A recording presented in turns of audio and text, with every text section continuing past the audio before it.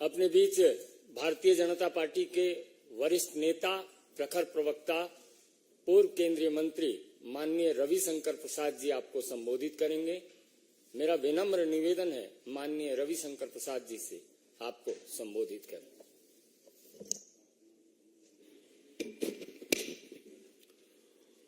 Party के राष्ट्रीय media सह प्रभारी श्रद्धेय संजय मयूख जी, सभी पत्रकार मित्रों नमस्ते। सुबह सुबह आपको बुलाया क्षमा के साथ। विषय बहुत ही महत्वपूर्ण है। आज 9 अगस्त है। आज ही के दिन महात्मा गांधी जी ने 1942 में एक दिया था नारा, अंग्रेजों भारत छोड़ो, क्विट इंडिया। 5 साल बाद अंग्रेजों को भारत छोड़ना पड़ा। उसमें बाकी भी हमारे क्रांतिकारी मित्रों, बाकी सबों की बहुत बड़ी भूमिका रही है। तो भारत की आजादी में लगे सभी महान सेनानियों को बहुत ही हम विनम्र भाव से श्रद्धांजलि देते हैं और याद करते हैं। आज जब भारतवर्ष अपने अमृत काल में प्रवेश कर गया है और 2047 में 2047 में अपनी आजादी के 100 वर्ष पूरे करेगा, तो हमारे लोकप्रिय प्रधानमंत्री नरेंद्र मोदी जी ने एक बहुत बड़ा आह्वान किया है। जब अमृतकाल 75 ईयर्स चल रहा है, उन्हें 3 आह्वान किया है। परिवारवाद भारत छोड़ो, भ्रष्टाचार भारत छोड़ो, तुष्टीकरण भारत छोड़ो। Rampant family rule in politics, quit India. Stinking corruption, quit India. Appeasement politics, quit India. आज हम आपके सामने आए हैं ये बताने के लिए कि ये क्यों आवश्यक है। देश के लोकतांत्रिक अस्तित्व को अगर बचाना है तो इन तीनों को भारत छोड़ना पड़ेगा। If the democratic fabric of the country is to be safeguarded, these 3 ills, namely family rule, corruption and appeasement, have to quit India. अगर देश की राजनीति में शुचिता को बचाना है, प्रोबिटी, प्रोप्राइटी, तो इन तीनों अभिशापों को भारत छोड़ना पड़ेगा। देश के लोकतांत्रिक अस्तित्व को बचाना है तो इन तीनों अभिशाप को भारत छोड़ना पड़ेगा। अगर देश के राजनीति में शुचिता लानी है तो इन तीनों अभिशाप को भारत छोड़ना पड़ेगा। और मैं अब इसको स्पष्ट करना चाहता हूं। परिवारवाद का मतलब क्या है? कोई किसी परिवार से जुड़ा व्यक्ति इलेक्शन लड़ता है, हमको इस पर कैसे आपत्ति कर सकते हैं। लेकिन परिवारवाद का मतलब है नेता का बेटा पार्टी का नेता बनेगा या बेटी। सिर्फ नेता ही नहीं बनेगा, वो प्रधानमंत्री भी बनेगा या प्रधानमंत्री का दावेदार होगा या मुख्यमंत्री बनेगा या मुख्यमंत्री का दावेदार होगा। इसे हम कहते हैं परिवारवाद, जहां साधारण पार्टी के कार्यकर्ता नेताओं के लिए कोई जगह नहीं है।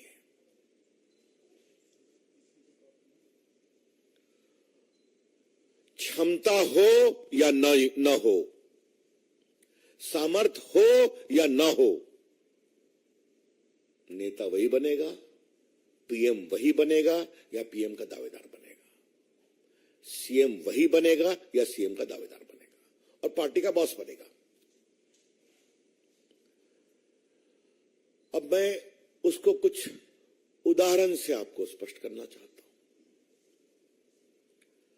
राहुल गांधी जी की पैकेजिंग, रीपैकेजिंग होती रहती है। कांग्रेस के लोगों को तय करना है, लेकिन कभी कांग्रेस के लोग ये विचार करते हैं कि राहुल गांधी की नेतृत्व की क्षमता कितनी है भारत ऐसे महान देश के नेता बनने के लिए। कल हम लोग भी संसद में उत्सुकता पूर्वक प्रतीक्षा कर रहे थे, क्योंकि कांग्रेस का ऑफिशियल ट्वीट आया, जन नायक राहुल गांधी बोलने वाले हैं। अब थोड़ा हम लोग आश्चर्य में पड़ गए। संजय जी और हम दोनों लोकनायक जयप्रकाश के सिपाही रहे हैं बिहार में आंदोलन में, तो लोकनायक तो सुना था, अब जननायक एक नया नाम आ गया। आप लोगों को मालूम होगा, बिहार में एक बहुत लोकप्रिय नेता हुआ करते कर्पूरी ठाकुर,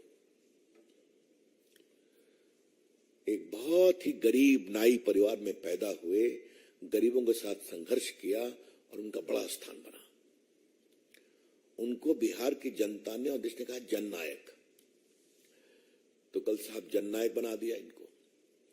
अब ये उनका, मैंने एक बार यहां भी कहा था, दरबारी संस्कृति में जब राग दरबारी बजता है तो कई बेसुरे राग भी आते हैं, तो ठीक है, करने दीजिए उनको।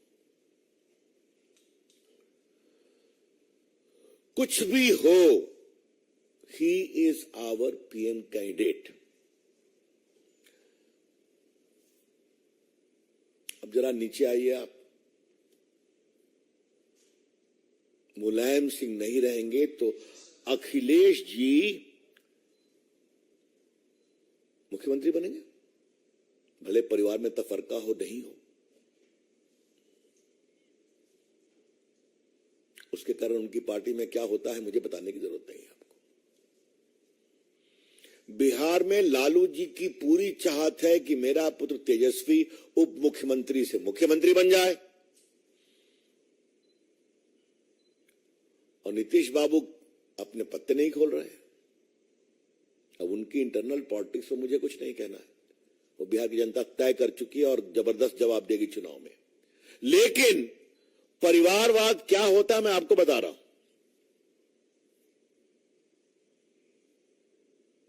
तो मैंने केंद्र बताया, मैंने उत्तर प्रदेश बताया, मैंने बिहार बताया। आप जरा बंगाल चलिए। बंगाल में गया था, जो अत्याचार ग्राम पंचायत चुनाव में हुआ था, देखने के लिए। वहां ये आम चर्चा है कि अभिषेक अपनी पारी के इंतजार में बेसब्र हो रहे हैं। अब वहां पुत्र नहीं है तो भतीजे आ गए। अब जरा दक्षिण चलिए। तमिलनाडु में कौन राज कर रहा है? तो करुणानिधि के पुत्र हैं। थोड़ा बगल में आइए तो तेलंगाना में बार बार यह स्वर सुनाई पड़ता है कि अब मुझे राज करने दिया जाए, बहुत हो गया, 10 साल से मैं वेट कर रहा हूं। आप खुद समझ रहे हैं मैं क्या कह रहा हूं। तो ये पूरा जो है परिवारवाद का एक छोटा नक्शा मैंने आपके सामने रखा है। परिवारवाद मतलब पार्टी का नेता पिता या माता जी के बाद पुत्र या पुत्री बनेगी, प्रधानमंत्री बनेंगे या प्रधानमंत्री के दावेदार बनेंगे, मुख्यमंत्री बनेंगे या मुख्यमंत्री के दावेदार बनेंगे। इसका दूसरा विभत्स स्वरूप क्या है? कुछ करना नहीं है, गद्दी तो मेरी है। तो ना लोकतांत्रिक उत्तरदायित्व है ना कुछ और है। कुछ भी कर लो, मेरी अपनी जगह तो रहेगी, बिल्कुल रहेगी। तो family rule is inherently undemocratic and irresponsible. परिवारवाद आदतन अलोकतांत्रिक और गैर जिम्मेवार होता है। ये बात मैं कहना चाहता हूं। भ्रष्टाचार और तुष्टीकरण पर मैं आता हूं। कि जो इंडिया अलायंस है, इसको घमंडिया कहा गया है, and they fully deserve it. घमंडिया अलायंस। जब परिवारवाद की पार्टियां जुटती हैं तो क्या अहंकार आता है, मैं उसकी बात कहना चाहता हूं। सरदार पटेल देश के इतने बड़े नेता थे, उनकी स्टैच्यू ऑफ यूनिटी लगी है गुजरात में। करोड़ लोग आते हैं देखने के लिए, हम भी जाते हैं तो हमेशा। आज तक कांग्रेस की अध्यक्षा वहां 2 फूल चढ़ाने गई है क्या? वो तो कांग्रेस के नेता थे ना। आज तक राहुल गांधी वहां गए हैं क्या? आज तक कांग्रेस के गुजरात के नेता वहां गए हैं क्या? ये कौन सा अहंकार है कि जिस व्यक्ति ने देश को जोड़ा, उसकी दुनिया की सबसे बड़ी प्रतिमा पर हम 2 फूल भी नहीं चढ़ाएंगे? यहां सुभाष चंद्र बोस की प्रतिमा लगी है ना, इंडिया गेट के पास। अलौकिक प्रतिमा है। महान सपूत देश के आज तक लोगों को याद करते हैं। नरेंद्र मोदी की सोच के हम सभी ऋणी हैं। वो जगह खाली थी, उन्होंने कहा नहीं, यहां सुभाष चंद्र बोस लगेंगे, क्योंकि देश की आजादी में उनका भी हाथ है। कभी सोनिया गांधी गई हैं क्या? कभी राहुल गांधी 2 फूल चढ़ाने गए हैं क्या? छोड़िए इस बात को।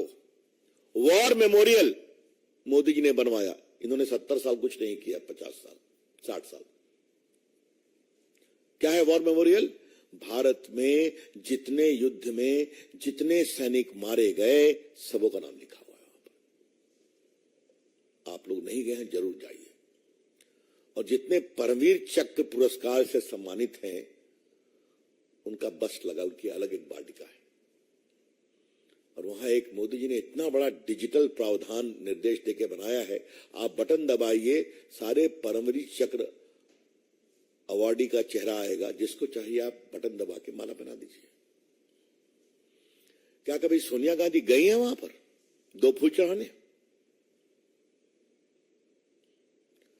इंदिरा जी की अगुवाई में 71 का युद्ध लड़ा गया सफलता से। उसी युद्ध में मारे गए सेना के लोगों को श्रद्धांजलि देने क्यों नहीं गई? क्या मतलब है इसका? इसे कहते हैं अहंकार। मोदी जी ने बनाया, हम नहीं जाएंगे, हम जो है सो है। तो ये है घमंडिया गठबंधन। क्या वहां कभी अखिलेश यादव गए हैं क्या? क्या वहां कभी तेजस्वी यादव गए हैं क्या? ममता जी तो बंगाल की है ना। ममता जी तो दिल्ली इतनी बार आती हैं, मोदी जी को गाली पड़ती हैं। सुभाष बोस की प्रतिमा पर एक बार भी 2 फूल चढ़ाने गए क्या वो और उनके भतीजे अभिषेक? ये कहते हैं घमंडिया संगठन।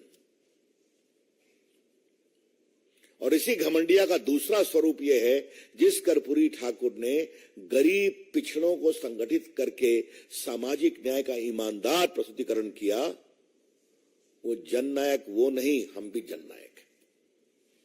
ये है अहंकार।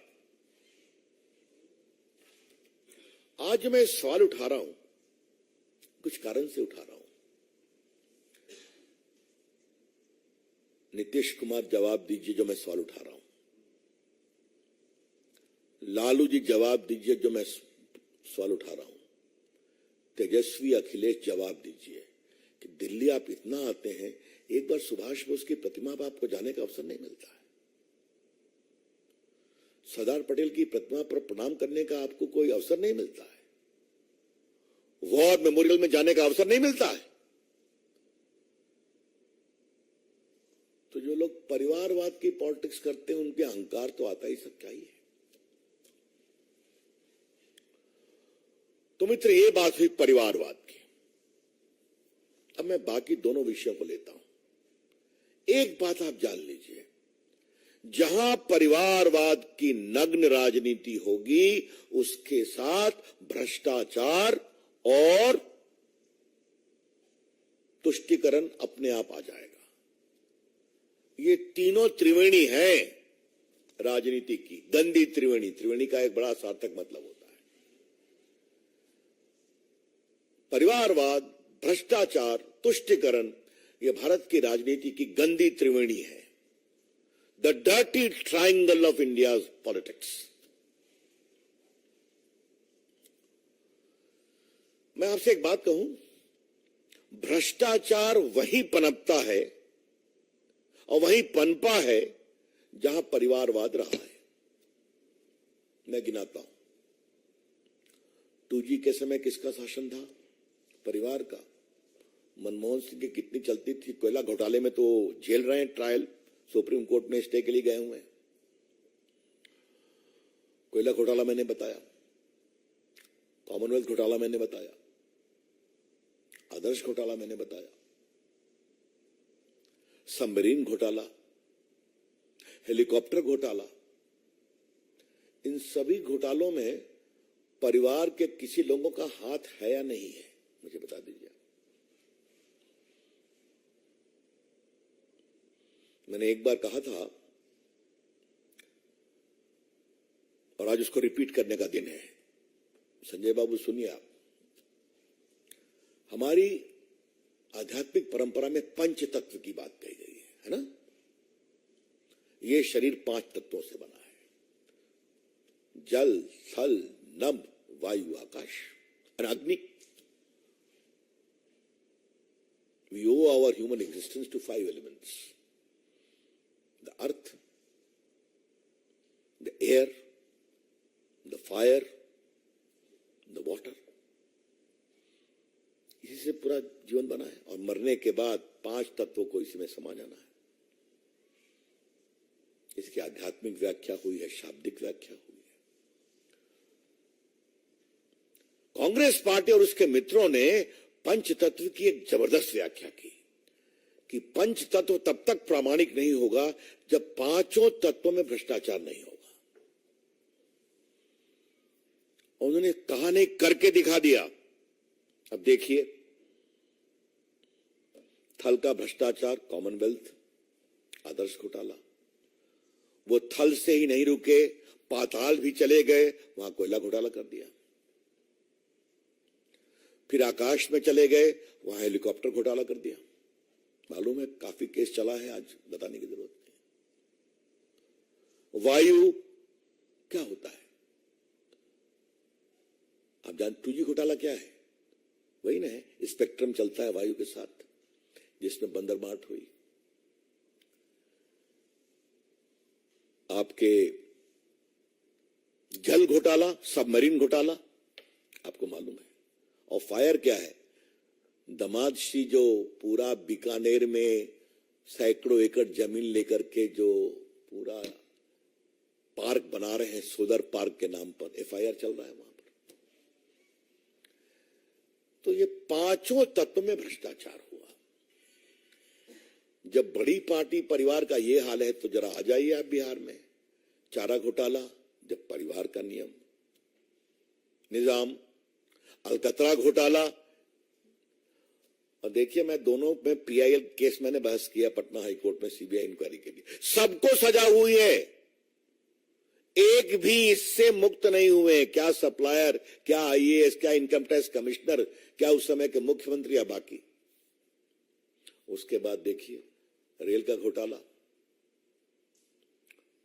फिर जमीन दो नौकरी लो, उसका घोटाला रोज आप देख रहे हैं। और संपत्ति बनाओ, वही हाल यूपी का। और बंगाल तो सबसे आगे निकल गया। दक्षिण भारत की बात रोज सुनाई पड़ती है। हमारे अध्यक्ष मार्च पर निकले हुए हैं, रोज वो नए नए किस्से छोड़ रहे हैं। तो ये आपको मैंने बताया, भ्रष्टाचार और परिवार। क्योंकि परिवार की राजनीति को अपनी राजनीति मजबूत करने के लिए भ्रष्ट लोगों का सहारा चाहिए, क्योंकि उनको मालूम है हम प्रमोट करेंगे कुछ नहीं होगा हमको। ये अब बिहार के मुख्यमंत्री, उनके पिताजी जेल गए चारा घोटाले में, 3-4 में सजा हो गई। बेटे राम कुछ तो नसीहत पाते। जमीन दो नौकरी लो, फिर भी उसमें ही फंस गए, रेलवे के टेंडर में फंस गए, क्योंकि इनको नॉर्म से मतलब नहीं है। हमको तो नेता रहना है, कम वोट में। तो भ्रष्टाचार को हटना पड़ेगा। और तीसरी बात, तुष्टीकरण। अपनी राजनीति को चमकाने के लिए तुष्टीकरण को आगे बढ़ाना इनकी राजनीतिक सोच का बहुत महत्वपूर्ण अंग है। अब मैं आपको कुछ एग्जांपल देता हूं। आप लोग अनुभवी पत्रकार हैं, ये MY नाम कहां से आता है? मैं रिपीट कर रहा हूं, MY कॉम्बिनेशन कहां से आता है? सेक्युलरिज्म की दुहाई देने वाले इतने बेशरम तरीके से तुष्टीकरण करते हैं, मुस्लिम यादव कंबाइन, तो यूपी जीतना है, बिहार जीतना है। तो ममता जी ने उसमें अपना तड़का लगा दिया। तो उसमें सिम्मी की गतिविधि हो, कोई कार्रवाई नहीं होगी, PFI हो, कोई कार्रवाई नहीं होगी। और ममता जी की तो राजनीति ने सारी हदें पार कर ली तुष्टीकरण में। और देखिए, तुष्टीकरण के लिए ये लोग किस सीमा तक जाते हैं। राजीव गांधी को 400 का बहुमत था। शाहबानों के सुप्रीम कोर्ट के फैसले को किसने पलटा? राजीव गांधी की सरकार ने पलटा, इनके दबाव में। बाकी मैं सारा इतिहास आपको नहीं बताऊं। और अभी 3 तलाक समाप्त करने का विधेयक, जो प्रधानमंत्री के निर्देश पर कानून मंत्री के रूप में मुझे प्रस्तुत करने का सौभाग्य मिला था, सारी परिवारवादी पार्टियों ने महिलाओं के सुरक्षा के लिए 3 तलाक के अभिशाप के खिलाफ इतने ऐतिहासिक विधेयक का विरोध किया था। क्या सोनिया जी की पार्टी महिला नेत्री है? क्या ममता जी की पार्टी महिला नेत्री है? और बाकी तो RJD और इन लोग के बारे में तो कहने नहीं है। तो ये तुष्टीकरण को बढ़ावा देती हैं राष्ट्र की अखंडता, सौहार्द को रोकने की सीमा तक। इसलिए देश की राजनीति के जो तीनों अभिशाप हैं, हमें गर्व है कि भारत के प्रधानमंत्री ने 9 साल के राज में समाप्त किया है तुष्टीकरण को, समाप्त किया है भ्रष्टाचार को। आज सरकार के गलियारों में दलालों और बिचौलियों के लिए एंट्री बैन है। सारे निर्णय ईमानदारी से होते हैं, ऑक्शन से होते हैं।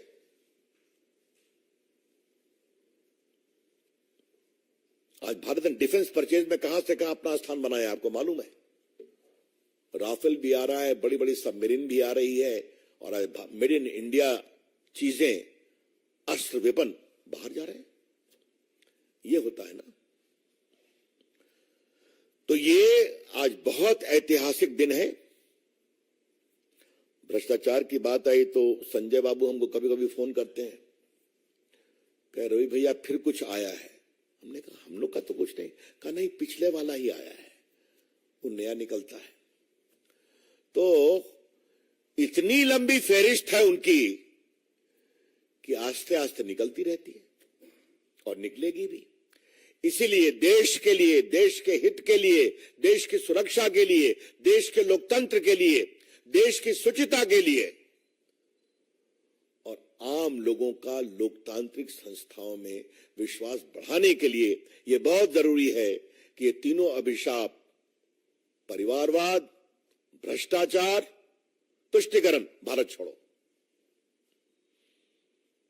for the sake of India, for the sake of country's security, for the sake of country's integrity, for the sake of probity in public life of the country, it is very important that these 3 ills, namely blatant family rule, corruption, and shameful appeasement, must quit India. Thank you, Mitro. Arun CNN.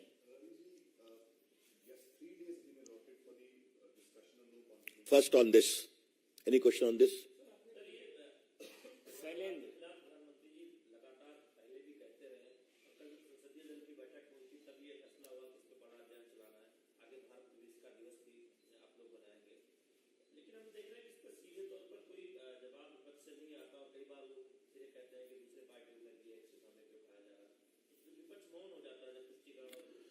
जब जवाब देने को नहीं कुछ बचता है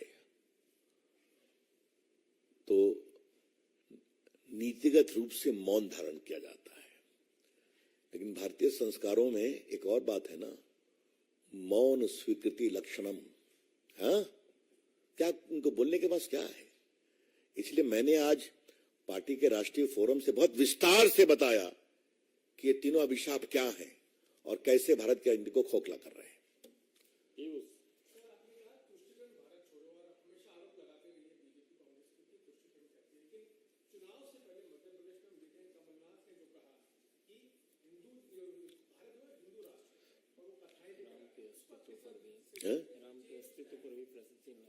ऐसा है कि अब हम कमलनाथ को विश्वास करें या सोनिया जी की अगुवाई में एक एफिडेविट फाइल हुआ था सुप्रीम कोर्ट में जहां राम के अस्तित्व पर ही सवाल उठा था, याद है ना आपको? या सोनिया जी की अगुवाई में यूपीए में जो एनसीईआरटी की पुस्तक है वहां भगत सिंह को टेररिस्ट रेवोल्यूशनरी कहा था, याद है ना आपको? और अब तो सुप्रीम कोर्ट का फैसला आ गया, बाबरी मस्जिद को लेकर के उनकी जो जमात थी एडवाइजरी काउंसिल, उन्होंने क्या क्या बातें नहीं कही थी, कोई गवाही नहीं है। अब मैं वहां वकील रहा हूं, छोड़िए, बहुत कुछ बोलने को है। इसलिए अब वोट के लिए उनका हिंदू प्रेम जागा है, अब छोड़ दीजिए, जनता तय करती है। ये कन्विक्शन नहीं है, कन्वीनियंस है। ये आस्था नहीं है, राजनीतिक सुविधा है। Any other question? अरुण फिर मैंने एक मिनट पहले इस पर इसके बारे में कुछ, चलिए। Arun ji,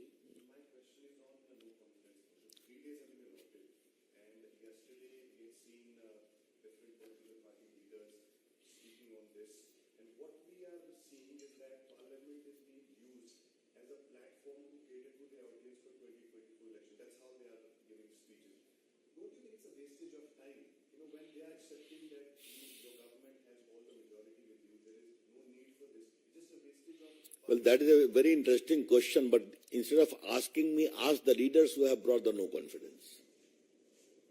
That is their right. Speaker accepted it. Whatever they are saying will be replied to. But yesterday I was very curiously awaiting the arrival of Rahul Gandhi to unleash a barrage on attack on us. His conspicuous silence was too conspicuous.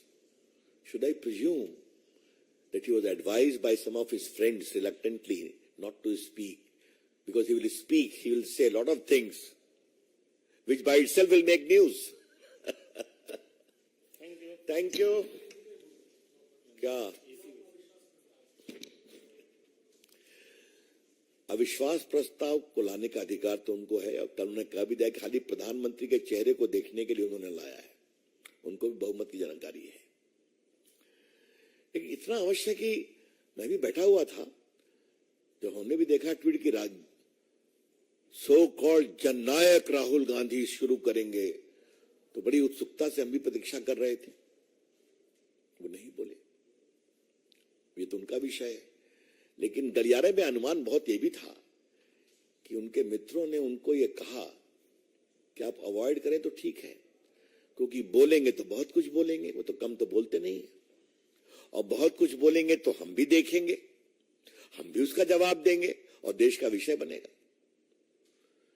तो जननायक राहुल गांधी की टिप्पणियों को सुनने के लिए हम लोग बहुत उत्सुकता से प्रतीक्षा कर रहे थे।